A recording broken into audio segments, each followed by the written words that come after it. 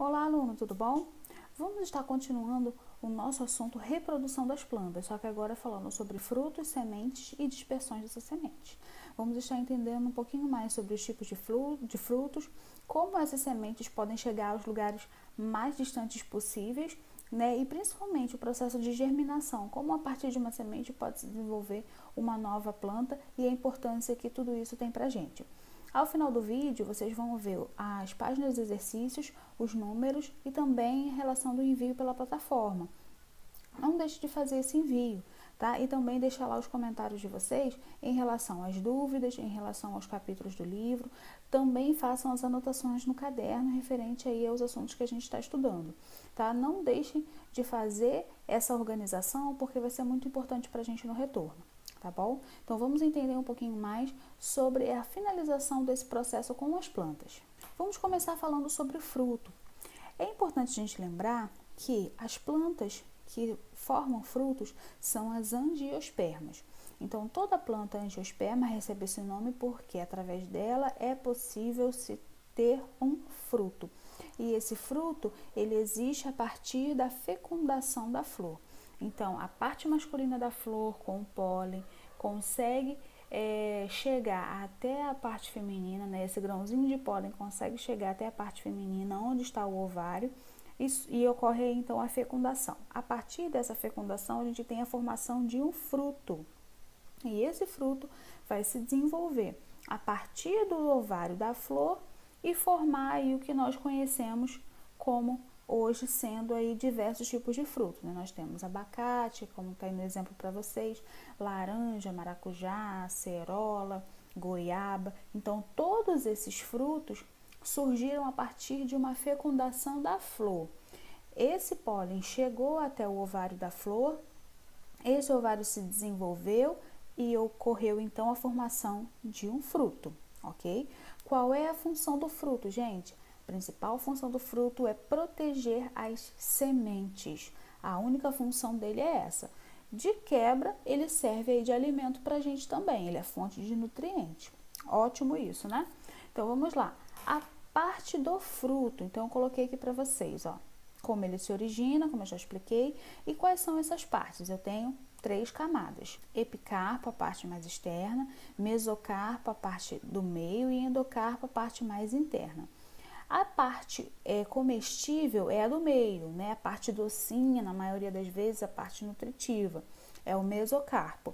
A parte do epicarpo é a casca. E a parte do endocarpo é a que reveste a semente. Depois vem a semente, tá bom? Então, são essas partes aí principais do fruto. Lembrando que o principal objetivo do fruto é proteger a semente. Vamos lá, frutos verdadeiros. Quem são eles? Aqueles que se desenvolvem do ovário da flor. Oi, professora, mas tem frutos que se desenvolvem de outro lugar? Sim, eles não são frutos, eles vão receber outro nome. A gente vai entender um pouquinho aqui mais pra frente. Então, aqui, para relembrar, eu tenho a flor. O ovário da flor, ele vai estar localizado aqui dentro, certo?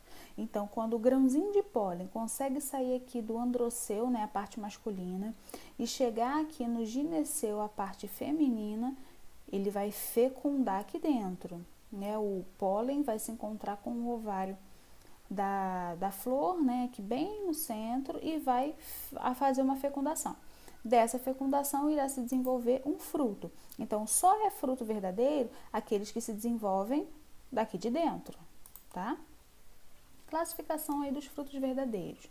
Eu vou ter frutos carnosos, aqueles que na maioria das vezes são comestíveis, tá, gente? Aqueles que têm a parte mais suculenta, né? Geralmente são bem adocicados, são nutritivos, são comercializados aí nos sacolões. Então, são frutos carnosos, aqueles que a gente come. Alguns exemplos para vocês: goiaba, melancia, mamão, tomate, a laranja, a tangerina, a acerola, né? Então, todos esses frutos são comestíveis. A manga também são os frutos carnosos. Aqui são o tipo deles, ó, o tipo baga, que são esses que eu falei para vocês, que tem parte, e o tipo drupas. Essas drupas têm um endocarpo um pouquinho mais duro, né? Mais firme, tá? A parte intermediária, é que eu coloquei para vocês. O pêssego, o abacate, a azeitona, tá? São esses do tipo drupas. E também temos outros tipos de frutos, secos, secos deiscentes e secos indeiscentes. Como assim, professora? Como a gente pode diferenciar? Bem, os deiscentes são aqueles que abrem liberando as sementes, eles abrem com facilidade. E os indeiscentes são aqueles que não abrem, né? Na maioria das vezes nós, seres humanos, é que fazemos um pouquinho mais de força, né? Batemos com uma coisa mais dura, né? Ou com uma pedra ou com um martelo, enfim. A gente que tem que abrir esse fruto. Aí o exemplo é o milho, arroz, nozes, né? O amendoim, tá? Então a gente tem que bater ou morder, né? Com um pouquinho mais de força para eles abrirem, tá? Então essa é a diferença aí. Mas ambos, tanto os frutos carnosos quanto os frutos secos, eles são excelentes fontes de nutrientes para o nosso corpo, tá? Outra foto aqui que vai ficar bem mais fácil de vocês entenderem a diferença entre esses frutos secos aqui, ó. Eles vêm parece uma vagenzinha, né? E vocês vão abrir aqui, ó, legume ou vagem.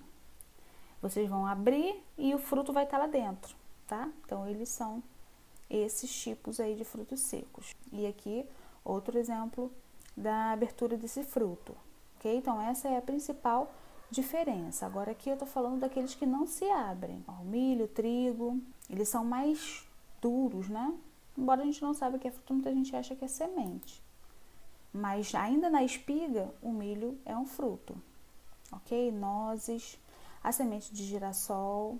Agora falando sobre o que não é fruto, né? Ou os falsos frutos, pseudofrutos. Vai ser pseudofruto, gente, todo aquele fruto que não se desenvolve do ovário da flor. Então, toda vez que outra parte da flor se desenvolve, que não é o ovário, isso não vai ser um fruto, vai ser um pseudofruto. Não quer dizer que ele vai trazer nenhum prejuízo para a nossa vida. Não, também vai servir de alimento. Ele só não é um fruto como nós conhecemos. Tá? E exemplo para vocês, o caju, a maçã, a pera, não está aqui, mas ela também é um pseudofruto, morango, o abacaxi, todos eles se desenvolvem de partes externas. Por exemplo, a maçã, ela se desenvolve do receptáculo floral, tá? Ela é a parte da base da flor, tá? O caju, ele é aquele ganchinho aonde a fruta fica pendurada. A fruta, na verdade, é a castanha, tá? Aqui, essa parte comestível, é um pedúnculo, é um cabinho aonde a fruta fica pendurada. Olha aqui, a fruta está aqui, a semente está dentro, tá? A fruta que está em volta. E aqui é um ganchinho aonde essa fruta fica pendurada. Só que esse ganchinho, ele é bem desenvolvido e ele é comestível. Então, ele não é um fruto, ele é um pseudofruto. Tá? É o que a gente come isso aqui. Geralmente a castanha dá para assar, enfim, fazer alguma coisa. O abacaxi, ele na verdade é uma inflorescência, né? Ele é uma flor, na verdade, várias flores que se desenvolveram, várias flores pequenas que se desenvolveram e tem uma grande parte comestível. Então tá aqui o desenvolvimento do abacaxi. E o morango também tem essa mesma ideia, também se desenvolve de um receptáculo floral. Tá? Então, vai ser pseudofruto todo aquele fruto que não se desenvolveu diretamente do ovário. Outra característica, partenocarpia. O que vai ser essa partenocarpia? É o fruto obtido sem o óvulo ser fecundado. Então, não necessariamente é necessário que o pólen entre na parte feminina da flor, né? Não é necessário que ocorra uma fecundação. Nesse caso, tá, gente, de partenocarpia. A banana é originada nesse princípio também, ok? Falando um pouquinho agora da semente. Então, o objetivo do fruto é proteger a semente. E a semente é quem? É o óvulo dessa planta, tá? É a principal parte da planta que vai poder dar origem a uma nova planta. E é dentro da semente que tem o embrião. E esse embrião, quando germinar, vai gerar uma nova planta. Então, essas camadas que tem dentro da semente, vocês estão podendo acompanhar aqui, ó, pericarpo, tegumento, albúmen, cotilédone, tá? Cotilédone é muito importante porque é uma reserva de nutriente da própria semente, onde esse embrião vai tirar toda a sua energia para poder se desenvolver. Lembrando que para uma semente se desenvolver, ela tem que ter condições favoráveis no ambiente. Que condições são essas? Solo adequado e água, tá? E luz do sol também. São importantes itens que vão permitir o desenvolvimento da planta, tá? Então, cada uma dessas partes com o seu conceito aqui. O que é o tegumento, é a camada externa, né, a casca da semente. O embrião está aqui dentro, vai dar origem à nova planta. O albume é a parte onde tem a substância nutritiva. E dentro do albume, nós vamos encontrar o cotilédone. Outro detalhe importante, eu tenho plantas que são monocotiledôneas, é esse caso aqui, ó, do milho. Só tem um cotilédone, e tenho plantas que são dicotiledôneas. No caso aqui, ó, o feijão, tem 2 cotilédones. Como essas sementes vão se disseminar, como elas vão se dispersar? Eu tenho fatores externos que vão contribuir com isso. A água, o vento, os animais, nós seres humanos, todos eles vão ajudar na dispersão dessas sementes. Então, é muito importante que essa dispersão não pare, porque é ela que vai garantir a sobrevivência da planta. E garantindo a sobrevivência da planta é a garantia da nossa sobrevivência também. Porque através das plantas é que nós conseguimos o oxigênio. E o oxigênio é o principal gás importante aí da nossa respiração. Tá? Aqui eu destaquei algumas espécies para vocês. As anemócoras, como elas vão se dispersar? Elas são mais leves, elas são aquelas sementes que têm uns pelinhos. Com certeza vocês já devem ter visto voando por aí, né, em alguma percepção que vocês tiveram, o dente de leão. Então, são sementes aladas que têm esse perfil mais leve, esses pelinhos, e são facilmente levadas pelo vento, tá? Outro tipo são as zoócoras. Esses frutos, eles vão servir de alimento para alguns animais. Então, eles são, essas sementes estão dentro de frutos atrativos, né? Os animais vão comer. Esse fruto vai passar dentro do trato digestório dos animais. A semente não é digerida, é eliminada nas fezes. E aonde esse animalzinho deixar as fezes, ali é uma matéria orgânica, é um local que essa planta vai se desenvolver. Então, é uma maneira de dispersão também, tá?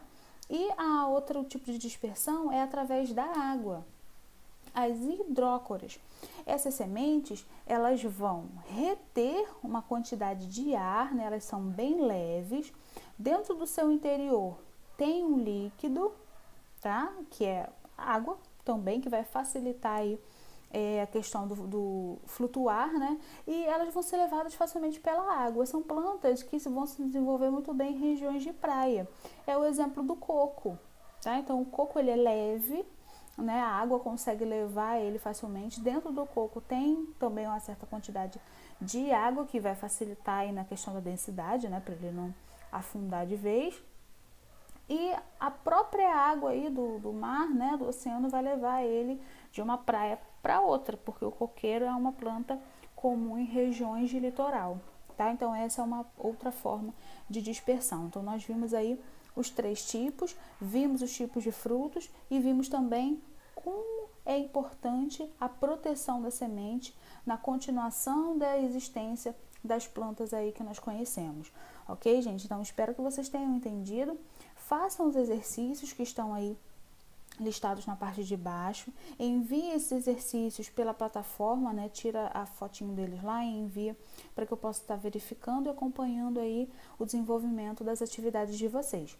Deixem as dúvidas, perguntas, né? Por mais absurdas que pareçam, mas pode ser uma dúvida importante que vocês tenham. Então, deixe lá na plataforma para a gente estar sempre mantendo esse contato, ok? Então, tchau, tchau, gente. Um forte abraço.